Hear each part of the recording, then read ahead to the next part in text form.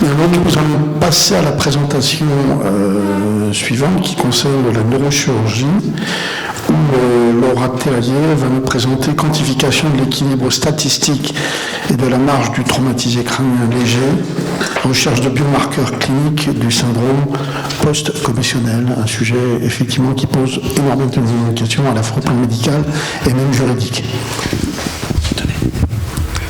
Bonjour à tous, je vais vous présenter mon travail réalisé pendant mon Master 2 au laboratoire Cognac-G qui dépend de l'Université Paris-Descartes sous la direction du professeur Damien Ricard, et ce travail portait sur la quantification de la locosensorimétricité du traumatisé crânien léger afin de rechercher un biomarqueur clinique du syndrome post-commotionnel. Donc, le traumatisme crânien léger est défini par un Glasgow supérieur égal à 13 associé au moins des signes suivants: une confusion, une perte de connaissance initiale ou une amnésie post-traumatique brève, une anomalie neurologique transitoire. Le traumatisme crânien, de manière générale, est une pathologie fréquente puisqu'il concerne 155 000 patients par an, dont 80% pour un traumatisme crânien léger, et ce nombre est probablement et sûrement sous-estimé puisque 30% seulement des patients présentant une commotion cérébrale vont consulter. Donc, on parle de traumatisme crânien léger avec une mortalité faible et exclusivement liée à une complication hémorragique, mais il n'est pas dénué de séquelles, puisque de nombreux patients garderont des troubles neuropsychologiques. On parle du syndrome post-commotionnel depuis maintenant plusieurs années. Il a d'abord été décrit chez les sportifs et les anciens combattants, mais il touche nos combattants et la population générale, puisqu'il est estimé à 15 à 25% des traumatisés crâniens légers, soit environ 15 000 patients par an en France. Ce syndrome a longtemps été appelé le syndrome subjectif des traumatisés crâniens, puisqu'il comporte à la fois des plaintes somatiques, cognitives, comportementales et émotionnelles. Et il est donc difficile à objectiver, alors qu'on sait que plus la prise en charge de ces patients est précoce, meilleure sera leur réhabilitation. L'objectif donc du travail était de quantifier l'équilibre et la marche des traumatisés crâniens légers afin de rechercher des facteurs prédictifs du syndrome post-commotionnel. Nous avons réalisé cette étude multicentrique observationnelle dans 2 centres parisiens, un centre de premier recours pour les traumatisés crâniens légers, le Kremlin-Bicêtre, et un centre de second recours, l'hôpital d'instruction des armées de Percy. L'étude se déroulait sous 9 mois, durant mon année de Master 2, et les patients inclus devaient avoir présenté un traumatisme crânien léger, devaient être majeurs, devaient être mobiles, c'est-à-dire pouvoir marcher 20 minutes et effectuer un aller-retour sans aide ni risque. Les critères d'exclusion étaient toute pathologie pouvant interférer avec l'évaluation de la cognition, de l'équilibre ou de la marche. Le syndrome post-commotionnel était du coup diagnostiqué selon la classification DSM-4 avec la présence de troubles de l'attention et de la mémoire qui devaient être objectivés par des tests psychométriques associés à au moins 3 signes post-commotionnels, et il devait exister dans cette classification un retentissement socio-professionnel. Ensuite, les proches des patients remplissaient l'ISDC, qui est un questionnaire validé pour l'évaluation du syndrome dit exécutif comportemental, qui comporte 12 domaines de la vie quotidienne, notamment l'organisation, l'irritabilité, l'hyperactivité, conduite sociale, et on parle de syndrome dit exécutif comportemental quand plus de 2 domaines sont atteints avec une intensité strictement supérieure à 2.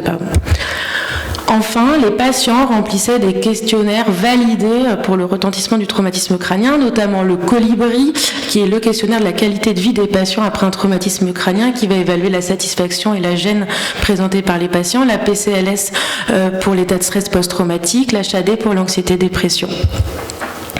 L'équilibre était du coup mesuré à l'aide d'une Wii Balance Board modifiée, où le patient se tenait en charge debout, les yeux ouverts puis les yeux fermés, afin de reproduire un test de Romberg. Pour la marche, le patient portait 4 capteurs d'inertie qui étaient fixés sur le dos des pieds, au niveau du pelvis en L4, L5 et au niveau du front.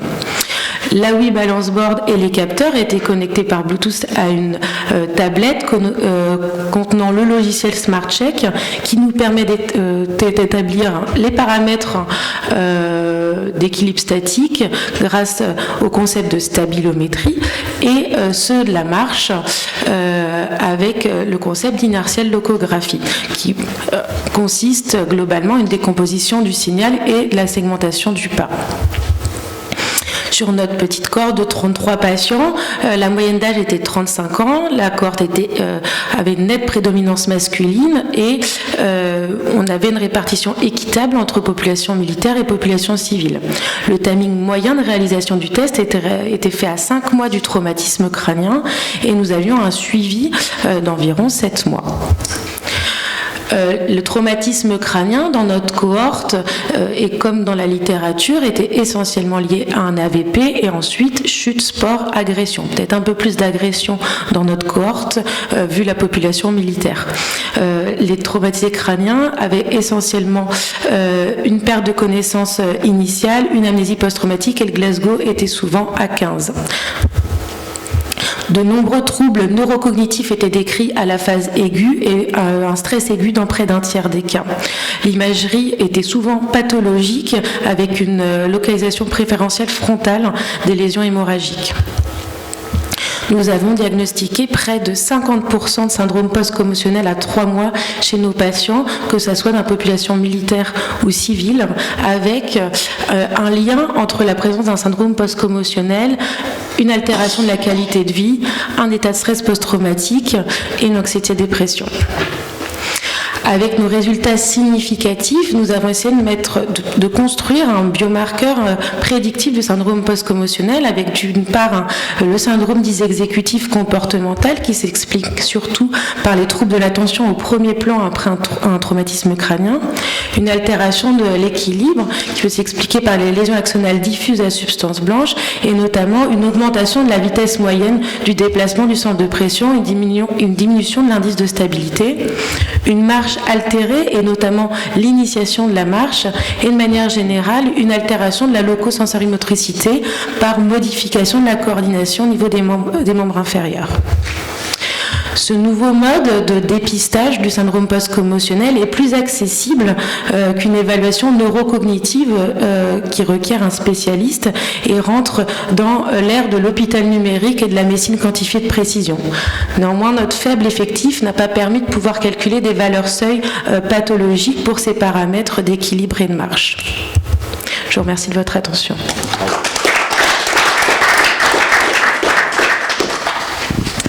Écoutez, merci pour cette excellente présentation qui, moi je crois qu'il y a enfin j'ai reçu 2 messages, je ne pensais pas que voilà, un patient sur 2 traumatisé crânien léger pouvait avoir ce syndrome post-commotionnel, ce qui est quand même beaucoup plus important, je crois, qu'on ne pouvait le penser, en tout cas que moi je ne pouvais le penser.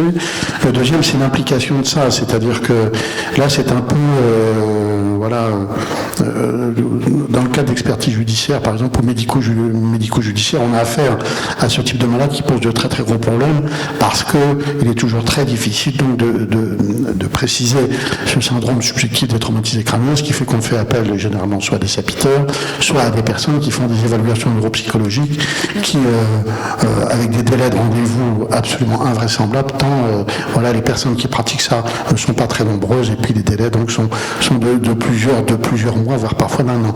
Donc je veux dire que ça, cet outil est quand même très intéressant parce qu'il permettrait probablement d'aller un tout petit peu plus vite dans l'évaluation de ces patients et peut-être avec des conséquences pratiques pour l'aide qu'on peut apporter à ces patients parce que au plan médical, je ne suis pas sûr qu'on puisse faire grand chose en termes, je dirais, pharmacologiques ou autres, mais par contre dans le cadre de l'aide qu'on peut leur apporter à la vie sociale, ça me semble fondamental de pouvoir le faire voilà, avec plus d'efficacité et surtout le plus rapidement possible. Des questions. Moi, je voudrais faire une remarque qui va un petit peu dans le même sens. D'abord, je voudrais vous féliciter parce que c'est un travail qui met à bas un certain nombre d'idées qui viennent d'être rappelées par Gérard Pascal, surtout en matière de ce qu'on appelle de réparation juridique du dommage corporel. il faut jeter aux orties le terme, et vous l'avez fait, la sémantique, syndrome subjectif post-commotionnel. Enfin, ça ne veut rien dire, et votre travail montre que effectivement il faut recentrer les choses sur le plan, on va dire au moins mathématique ou géométrique. Ça peut être relativement important, et maintenant dans les missions que l'on a en matière d'expertise, que tu connais évidemment, les missions d'Intillac, il faut que ça soit bien précisé. Donc ce travail montrera que ce syndrome qu'on rattachait à des états antérieurs, vous voyez, c'était souvent chez les femmes sont hystériques, etc. Enfin, on a tout vu là-dessus, mais absolument c'est catastrophique pour les victimes. Et donc ça prouve quelque chose qu'il faut absolument, il faut le publier, ça, faire passer ce message aux experts. Il y en a probablement dans la salle, et je crois que c'est excessivement important. Donc là aussi, dans la réparation juridique, c'est quelque chose qui permet de faire avancer les choses, nonobstant bien sûr l'intérêt purement clinique de votre travail. Donc excusez-moi pour cette longue observation et digression, mais dans la quotidienneté de ce que l'on voit en matière expertale, et je pense que tu partages mon opinion, c'est excessivement important. Y a-t-il une question, Monsieur le Président? Une brève question. Ça prend combien de temps votre test en tout? Ça prend, il y a 1 minute pour l'équilibre, et il doit y avoir en tout 1/4 d'heure pour la marche maximum. Ça va de 5 à 1/4 d'heure. Il peut y avoir un petit problème de connexion parfois, mais c'est extrêmement rapide. C'est ça aussi qui est intéressant. On va essayer de continuer l'étude chez les rugbymen. Depuis peu, je fais partie de la commission commotion à la FFR, et on va essayer de le mettre en place parce que c'est... Oui, après avoir passé 1 an avec les militaires, je vais aller voir les rugbymen. Mais du coup, en fait, le problème avec ces patients, c'est qu'ils sont très très réfractaires à l'évaluation neurocognitive. Ça les énerve franchement, après une commotion, de répondre à des questions qui les mettent en difficulté.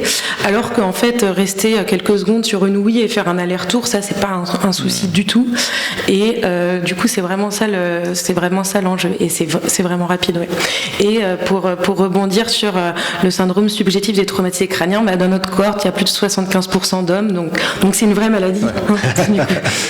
Et pour complémenter, et en dehors de l'aspect médico-légal, est-ce que vous prévoyez de faire une consultation post-hospitalisation systématique aux patients qui ont eu un traumatisme crânial léger pour avoir systématiquement cette évaluation? Moi, je suis interne en neurochirurgie à Rouen, où il n'y a actuellement pas de réseau dédié aux traumatisés crâniens, mais je viens de passer 1 an à Paris et j'ai eu la chance de pouvoir participer aux consultations au KB. Et du coup, c'est vraiment un projet qu'on a en Haute-Normandie, de le faire de manière systématique. Actuellement, ce qu'on fait, c'est que je porte un peu toute seule le projet, mais j'appelle tous les TC légers à 1 mois, et ceux qui présentent des arguments, parce qu'il y a une autre classification. Là, je vous ai présenté la DSM-4 qui est faite à 3 mois, donc c'est un peu tard. Il y a une autre classification qui se fait à 1 mois, et en gros, si on a des arguments pour penser à un syndrome post-commotionnel, ceux-là, je les revois en consultation à 3 mois, et après, ils sont orientés vers les neuropsies pour faire un bilan neuropsy, et vers les MPR. Mais c'est un enjeu de mettre ça en place dans toutes nos régions, parce qu'il y a un réel impact.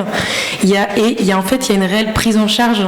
Les orthophonistes, les rééducateurs peuvent vraiment rééduquer ces patients. C'est pas juste de la psychothérapie. Le secrétaire perpétuel, là, une question. Oui, vous avez évoqué le rugby, et on voit sortir du terrain des patients, on nous dit c'est protocole commotion. Alors justement, dans ce protocole, ça consiste en quoi? C'est-à-dire que il y a un examen initial, et est-ce qu'il y a un suivi après? Oui, il y a un suivi. En fait, ils sont tous vus par un médecin du sport, et en fait, dans la commission commotion, moi je reçois systématiquement l'évaluation du médecin du sport, et après on décide d'approfondir le bilan neuropsychologique et la prise en charge. Et en fait, ce qui a changé récemment à la Fédération française de rugby, avant fallait que le rugbyman dise avoir été commotionné pour avoir le bilan. Le problème, c'est qu'il y en a beaucoup beaucoup qui le disent pas, parce que on préconise un mois d'arrêt du sport après une commotion. Donc en fait, c'était vraiment sous-évalué.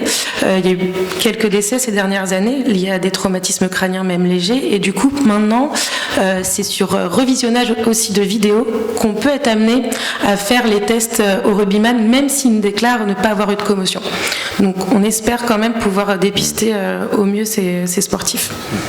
Oui, vous rejoignez ce que j'avais l'intention de vous dire, c'est-à-dire que c'est quand même un outil qui paraît relativement simple pour dépister des populations à risque chez lesquelles il n'y a pas de fait évident d'un traumatisme crânien léger. Population à risque, alors on pense aux rugbymen, on pense aux boxeurs par exemple, qui ont des traumatismes crâniens légers à répétition, etc. Je pense que ça peut être intéressant de dépister chez certains d'entre eux des symptômes grâce à cet outil très simple. Je ne sais pas si la Fédération française de boxe serait d'accord avec ça, mais je veux dire que c'est très intéressant en tout cas, ne serait-ce que pour dépister des populations à risque et à recommander à certains, peut-être d'entre eux, de ne pas pratiquer ce sport. Publiez-le, ça c'est... Oui, c'est prévu. Merci. Merci. Bravo, merci madame.